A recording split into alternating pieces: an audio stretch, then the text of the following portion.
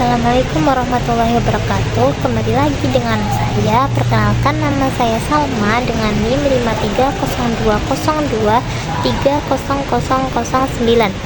Oke, di sini saya akan memenuhi tugas yaitu tafsir klasik pertengahan yang diampu oleh Bapak Ulfi Putrasani. Di sini saya akan menjelaskan tentang tafsir Al-Qurtubi. Oke, langsung saja. Saya di sini akan menjelaskan tentang biografi, lalu sistematika penulisan, sejarah mengapa Al-Qurtubi itu menulis tafsir klasik, tafsir Al-Qurtubi, lalu kelebihan dan kekurangannya. Oke, yang pertama adalah biografi Imam Al-Qurtubi. Jadi siapa sih Imam Al-Qurtubi itu? Imam Al-Qurtubi adalah mufassir yang sangat terkenal. Nama lengkapnya adalah Abu Abdillah Muhammad ibn Ahmad Ibu Bakar ibn Al-Farah Al-Ansari Al-Khazraji Al-Andalusi. Oke. Belum ada data yang pasti tentang kapan Al-Qurtubi itu dilahirkan. Tapi yang pasti Al-Qurtubi itu dilahirkan pada saat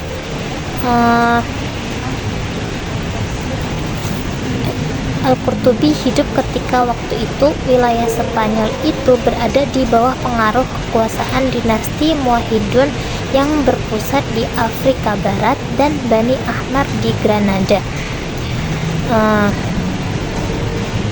yaitu sekitar abad ke-7 Hijriah atau 13 Masehi. Nah, nama Al-Qurtubi sendiri itu adalah nama suatu daerah di Andalusia yang sekarang itu adalah Spanyol, yaitu Cordoba, yang dinisbatkan kepada Al-Imam Abu Abdillah Muhammad. Nah, di mana tempat itu dilahirkan? Nah, tadi kan belum ada data yang jelas ya, tapi di sini Imam Al-Qurtubi itu menurut ensiklopedia agama dalam bukunya itu disebutkan bahwa Al-Qurtubi itu dilahirkan di Cordoba atau Spanyol pada tahun 486 Hijriah atau 1093 Masehi, dan beliau itu wafat pada bulan Syawal tahun 567 Hijriah atau 1172 Masehi. Tapi ada juga sedikit pendapat yang berbeda tentang tanggal wafatnya Imam Al-Qurtubi, yaitu pada dituliskan wafat pada bulan Syawal tahun 671 Hijriah.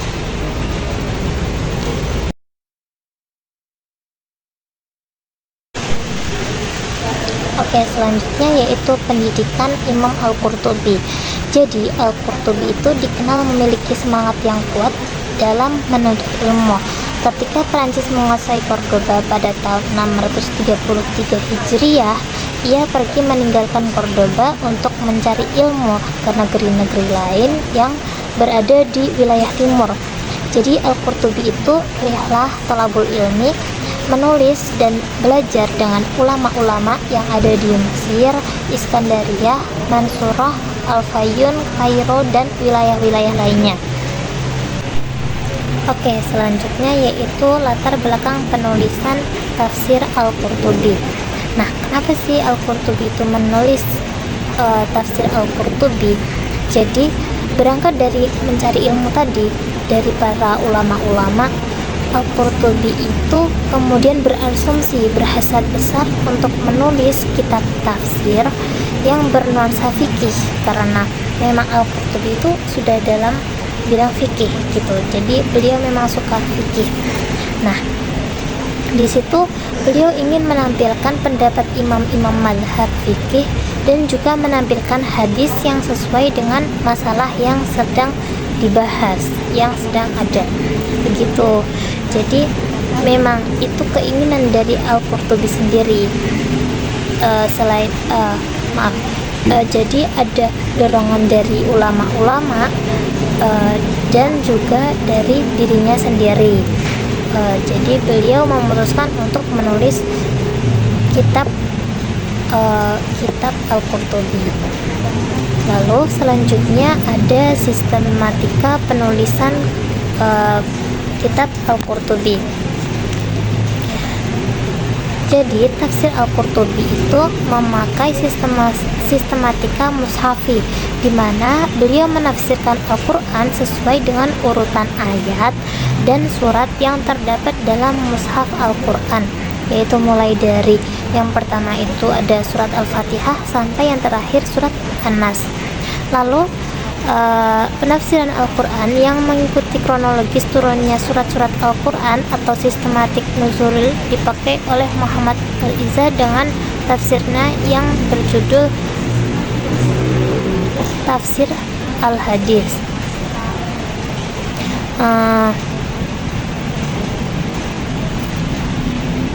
Oke, selanjutnya ada langkah-langkah dalam menafsirkan Al-Qurtubi. Langkah-langkah Al-Qurtubi dalam penafsiran Al-Quran. Maaf ya teman-teman. Jadi yang pertama itu ada menyebutkan ayat-ayat dan lalu selanjutnya menyebutkan poin-poin masalah ayat yang dibahas ke dalam beberapa bagian. Yang ketiga, memberikan kupasan dari segi bahasa. Lalu beliau menyebutkan ayat-ayat lain yang berkaitan dengan ayat tersebut dan hadis-hadis yang menyebut sumber dalilnya. Lalu beliau mengutip pendapat ulama dan menyebutkan sumbernya sebagai alat untuk menjelaskan hukum-hukum yang berkaitan dengan pokok bahasan. Nah, selanjutnya beliau itu menolak pendapat yang dianggap tidak sesuai dengan ajaran Islam. Lalu yang terakhir, beliau mendiskusikan pendapat ulama dengan argumentasi masing-masing dan mengambil pendapat yang paling benar. Jadi seperti itu langkahnya. Lalu yang selanjutnya itu ada metode dan corak. Jadi kalau dilihat dari langkah-langkahnya, dari sistematikanya, itu bisa dilihat Al-Qurtubi itu menggunakan metode tahlili dalam penafsirannya. Dan kalau dilihat dari tadi, kenapa Al-Qurtubi itu menulis tafsirnya, kan tadi sudah disebutkan karena beliau menyukai bidang fikih. Nah, jadi bisa diambil dari situ kalau beliau itu menggunakan corak fikih atau tafsir hukmi, sering disebut dengan tafsir hukmi. Nah, selanjutnya yaitu udah fix ya tadi kalau metode itu menggunakan metode tahlili dan corak fikih. Selanjutnya yaitu ada kelebihan dan kekurangan tafsir Al-Qurtubi.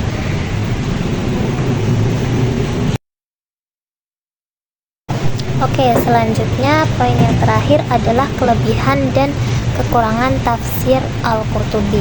Yang pertama, dari kelebihan tafsir Al-Qurtubi adalah menghimpun ayat, hadis, dan aqwal ulama pada masalah-masalah hukum, kemudian ditarjih salah satu di antara aqwal tersebut.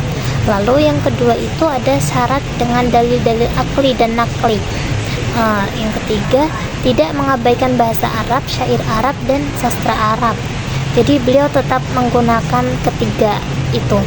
Lalu yang keempat ada banyak membahas kisah-kisah Israiliyat, namun tidak membahas secara mendalamnya. Jadi tetap membahas tapi tidak sampai dalam-dalamnya, seperti itu.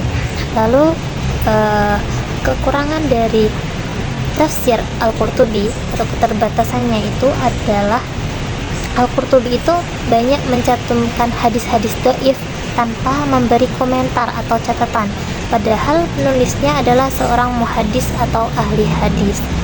Seperti itu. Mungkin hanya ini yang bisa saya sampaikan.